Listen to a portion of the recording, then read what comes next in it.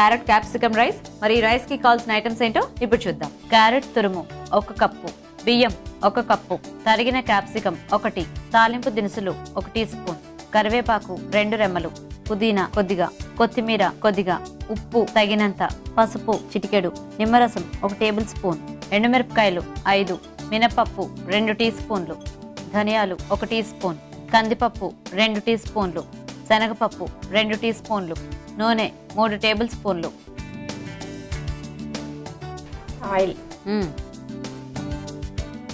Rice first cook చేసేసి పెట్టేసుకున్నారా? ఉడకబెట్టినాను. Okay okay. ఇప్పుడు ఆవాలు జీలకర్ర వేస్తాను. అంతేనా? ఇంకెక్కువ తాలింపు అక్కర్లేదా? కొంచెం కరివేపాక వేయండి.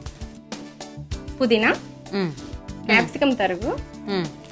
ఫస్ట్ క్యారెట్ వేసుకోకర్లేదా? క్యారెట్ తురిమేం కదండి, అది కొంచెం త్వరగా మగ్గుతుంది, అందుకని క్యాప్సికమ్ కూడా త్వరగా మగ్గిపోతుంది.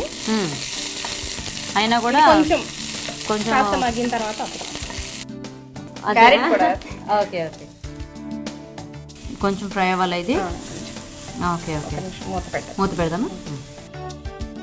కాసేపు దీన్ని ఇలా మూత పెట్టి మగ్గనివ్వాలా? కొంచెంసేపు ఒకసారి కలుపుదాం.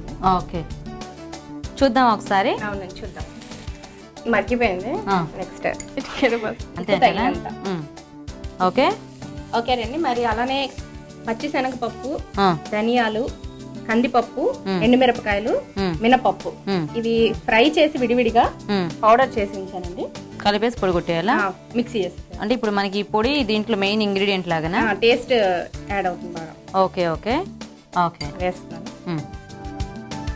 ఇందులో రైస్ కూడా వేసాను, ముందు ఉడకపెట్టుకున్న అన్నం. ఓకే ఓకే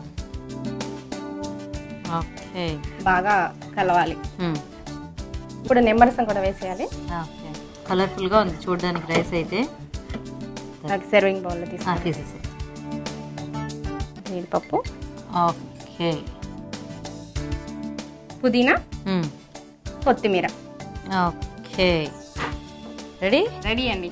చూసారు కదండి, వేడివేడిగా క్యారెట్ క్యాప్సికమ్ రైస్ రెడీ అయిపోయింది.